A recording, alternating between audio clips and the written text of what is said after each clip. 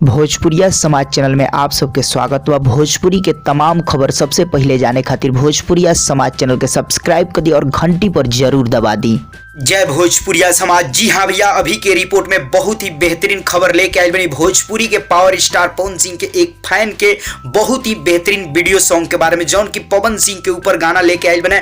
पवन सिंह के जन्मदिन जौन की 5 जनवरी के आ रहल बा, वही खातिर पहले ही पवन सिंह के फैन पवन सिंह पर एक गाना बर्थडे सॉन्ग जौन की वीडियो सॉन्ग रिलीज कर चुकल बने। सारा कुछ आप सबको बताएं। सबसे पहले जान ली पवन सिंह का फैन जौन की रिकेश भाई गाना लेके आए बने। आप सबको बता दी गाना के बोल बा पवन भैया का बर्थडे मनाओ। जी हाँ भैया, पवन भैया का बर्थडे मनाओ, ये गाना के बोल बटे। और आज ये गाना के वीडियो सॉन्ग रिलीज हुए, जाना गाना गेल बने रिकेश भाई और पूजा सोनाली, और ये गाना के लिखले बने रिकेश और विकास, और ये गाना में म्यूजिक दिल बने ADR आनंद। आप सबको बता दी बहुत ही बेहतरीन गाना बा। पवन सिंह के फैंस लोग के बहुत ही पसंद आई, और ये पवन सिंह के फैंस होंगे रिकेश भाई जो की खुद गाना गेले बने। आप सबको बता दी गाना रिलीज हो गया, बहुत ही बेहतरीन गाना बटे।